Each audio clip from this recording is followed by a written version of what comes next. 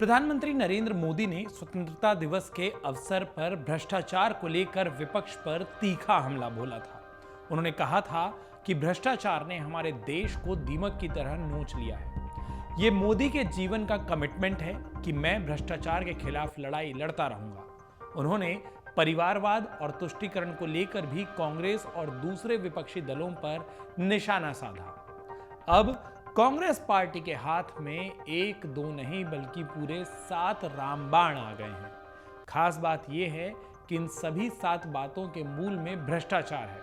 अब देखने वाली बात यह होगी कि कांग्रेस अपने सहयोगी दलों को साथ लेकर पीएम मोदी को उनके कमिटमेंट पर घेर कर भाजपा से क्या साल 2014 में मिली हार का हिसाब किताब चुकता करने में कामयाब हो पाएगी या नहीं।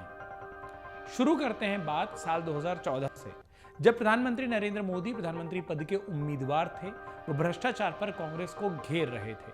2014 के लोकसभा चुनाव से पहले कांग्रेस के नेतृत्व वाली यूपीए सरकार को भाजपा और उनके सहयोगी दलों ने भ्रष्टाचार के मुद्दे पर ही घेरा था। उस वक्त 2G स्पेक्ट्रम, कॉमनवेल्थ घोटाले जैसे घोटाले सामने आए।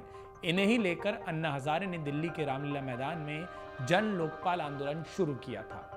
चुनाव प्रचार में भाजपा के प्रधानमंत्री पद के उम्मीदवार नरेंद्र मोदी ने भ्रष्टाचार को लेकर कांग्रेस पार्टी पर जमकर हमला बोला।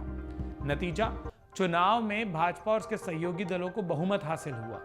केंद्र में भाजपा के नेतृत्व में सरकार का गठन हुआ। अब कैग की रिपोर्ट के आधार पर कांग्रेस ने मोदी सरकार को घेर लिया है। 7 घोटालों के पर्दाफाश की बात इसमें कही जा रही है और ये सबसे पहली बड़ी घटना है। दूसरे पॉइंट पर आते हैं। कांग्रेस ने बोला कि प्रधानमंत्री नरेंद्र मोदी इन सभी घोटालों पर चुप है। कांग्रेस की प्रवक्ता सुप्रिया श्रीनेत का कहना है कि जिस झूठी ईमानदार छवि का पीएम नरेंद्र मोदी दंभ भरते हैं वो ध्वस्त हो चुकी है। कैग ने मोदी सरकार के खिलाफ 7 घोटालों का पर्दाफाश किया है। प्रधानमंत्री की नाक के नीचे धांधली हो रही है। मोदी सरकार के भ्रष्टाचार का सच धीरे धीरे देश के सामने आ रहा है। कैग ने भारतमाला प्रोजेक्ट में फर्जीवाड़े की पोल खोली है। सड़क की लागत में लगभग 100% की वृद्धि का खुलासा हुआ है। इस मामले में प्रोजेक्ट के फंड की अनुमति आर्थिक मामलों की कैबिनेट समिति CCEA देती है, जिसकी अध्यक्षता स्वयं प्रधानमंत्री करते हैं। परियोजना में CCEA को 5,35,000 करोड़ रुपए की लागत पर 34,800 किलोमीटर सड़क बनाने की मंजूरी मिली थी, लेकिन असल में ठेका 26,316 किलोमीटर राजमार्गों का ही दिया गया और उसकी लागत 8,46,588 करोड़ रुपए थी। जिन परियोजनाओं के लिए 15.37 करोड़ रुपए की प्रति किलोमीटर की लागत की मंजूरी थी, वो बढ़कर 2 गुने से भी ज्यादा हो गई। तीसरी बात जो सामने आती है कि वो इस प्रक्रिया में कई अनियमितताओं को उजागर करती है। कांग्रेस प्रवक्ता ने कहा कि कैग ने बोली प्रक्रिया में भी अनियमितताओं को उजागर किया है। सफल बोली दाताओं ने टेंडर की शर्त पूरी नहीं की। फर्जी दस्तावेज के आधार पर चयन हो गया। विस्तृत परियोजना रिपोर्ट के बिना काम आवंटित हुआ। कैग ने द्वारका एक्सप्रेसवे में भारी धांधली उजागर की है। इस सड़क को बनाने की कीमत 18 करोड़ प्रति किलोमीटर से 250 करोड़ रुपए प्रति किलोमीटर तक पहुंच गई। कैग ने टोल नियमों का उल्लंघन का भी खुलासा किया और बताया कि NHAI ने गलत तरीके से यात्रियों से 132 करोड़ रुपए वसूले हैं। राजस्व को NHAI के कंसेशन एग्रीमेंट से करीब 133 करोड़ रुपए का नुकसान हुआ। ये ऑडिट देश के सभी टोल प्लाजा का हो जाए तो लाखों करोड़ रुपए का गबन सामने आएगा। श्रीनेत ने कहा कि कैग ने आयुष्मान भारत योजना में भी हो रही धांधली का पर्दाफाश किया है। इसमें मृत लोगों को जीवित दिखाकर भुगतान किया गया। एक ही नंबर से 7.5 लाख लाभार्थियों के जुड़े होने का फर्जीवाड़ा भी उजागर हुआ। उपचार के दौरान 88,760 रोगियों की मौत हो गई, लेकिन उनकी मौत के बाद उनसे संबंधित 2,14,923 करोड़ के संबंधित 2,14,923 क्लेम का भुगतान किया गया। ढेर सारे घोटाले जिसके आरोप कैग की रिपोर्ट के आधार पर कांग्रेस लगा रही है, उनका जिक्र हमने किया। जो चौथी बड़ी बात थी वो ये है कि अयोध्या डेवलपमेंट प्रोजेक्ट में अनुचित लाभ की बात उठी है। सुप्रिया श्रीनेत ने कहा कि कैग ने उजागर किया है कि अयोध्या में डेवलपमेंट प्रोजेक्ट में ठेकेदारों के गल्ले में करीब 19.73 करोड़ का अनुचित लाभ पहुंचाया गया। उत्तर प्रदेश राजकीय निर्माण निगम ने ठेकेदारों की नियुक्ति करते वक्त परफॉर्मेंस गारंटी का पूरा पैसा तक नहीं जमा कराया। जिन ठेकेदारों का रजिस्ट्रेशन रद्द हो गया था उनको भी जीएसटी का भुगतान हो गया। यहां तक कि सिंचाई विभाग ने ठेकेदारों द्वारा प्रस्तावित दरों का तुलनात्मक विश्लेषण भी नहीं किया।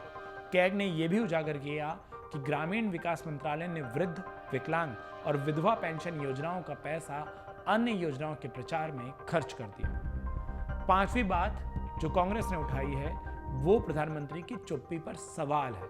7वें घोटाले के उजागर करते हुए कैग ने HAL पर विमान इंजन की डिजाइन प्रोडक्शन में खामियों का गंभीर आरोप लगाया।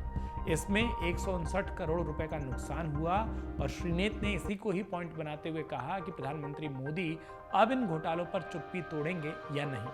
क्या प्रधानमंत्री अपनी सीधी निगरानी में हो रहे भारतमाला प्रोजेक्ट में धांधली पर कार्रवाई करेंगे? क्या सड़क परिवहन और राजमार्ग मंत्रालय और संबंधित मंत्री पर कोई कार्रवाई होगी? आयुष्मान भारत के लाभार्थियों के पैसे का किसने गबन किया? अयोध्या डेवलपमेंट प्रोजेक्ट में ठेकेदारों को अनुचित लाभ कौन पहुंचा रहा है? पेंशन स्कीम का पैसा अन्य योजनाओं के प्रचार में क्यों खर्च किया गया? ढेर सारे सवाल जो कांग्रेस ने एक साथ पूछे। छठवीं बात आती है और ये बात भी कांग्रेस ने कही है। उन्होंने कहा कि पहले भ्रष्टाचार का राक्षस देश को दबोचे हुए था। प्रधानमंत्री नरेंद्र मोदी ने कहा था कि 140 करोड़ देशवासियों का पुरुषार्थ रंग लाया। भारत आज विश्व की 5वीं सबसे बड़ी अर्थव्यवस्था वाला देश बन गया। पहले भ्रष्टाचार के राक्षस ने देश को दबोचा था। लाखों करोड़ों रुपए के घोटाले देश की अर्थव्यवस्था को डामाडोल कर रहे थे। हमने लीकेजेस को बंद किया और मजबूत अर्थव्यवस्था बनाई। पीएम मोदी ने भ्रष्टाचार को लेकर विपक्ष को जमकर घेरा था। उन्होंने कहा कि भ्रष्टाचार ने हमारे देश को दीमक की तरह नोच लिया। ये मोदी के जीवन का कमिटमेंट है कि मैं भ्रष्टाचार के खिलाफ लड़ाई लड़ता रहूंगा। और दूसरी बात जो उन्होंने उठाई वो परिवारवाद की थी। उन्होंने कहा कि इसने भी हमारे देश को नोचा है। इस परिवारवाद ने जिस तरह देश को जकड़ के रखा है, लोगों का हक छीना है। तीसरी बुराई तुष्टीकरण की है। इसने देश के मूलभूत चिंतन और राष्ट्रीय चरित्र को दाग लगाया है। पीएम मोदी ने कहा कि जब देश आर्थिक रूप से समृद्ध होता है तो सिर्फ तिजोरी नहीं भरती। पीएम मोदी ने कहा कि जब देश आर्थिक रूप से समृद्ध होता है तो सिर्फ तिजोरी नहीं भरती बल्कि देश का सामर्थ्य भी बढ़ता है। देशवासियों का सामर्थ्य बढ़ता है। 10 साल पहले राज्यों को 30 लाख करोड़ रुपए भारत सरकार की तरफ से जाते थे। पिछले 9 साल में यह आंकड़ा 100 लाख करोड़ तक पहुंच गया है। अब सवाल ये उठता है कि क्या कांग्रेस के हाथ लगे ये मुद्दे रामबाण कहे जा सकते हैं, जिसका इस्तेमाल करके बीजेपी को उनके कमिटमेंट पर घेर कर कांग्रेस 2014 के हिसाब किताब को पूरा करेगी। हालांकि कांग्रेस अक्सर चुनावों से पहले सेल्फ गोल करने के लिए जानी जाती है और अब इस तरीके के मुद्दे 2024 तक लोकसभा चुनावों तक क्या वो मजबूती से पकड़े रह पाएंगे? क्या लोगों तक पहुंचा पाएंगे? क्या भ्रष्टाचार के इन आरोपों को कांग्रेस लोगों तक पहुंचाने में कामयाब होगी या भाजपा इनका कोई जवाब दे पाएगी? ये सबसे बड़ा सवाल है, क्योंकि इस पर काफी कुछ निर्भर करता है लोगों की सोच से लेकर 2024 में होने वाले लोकसभा चुनावों में उनकी राय तक। अमर उजाला अब आपके टीवी पर भी।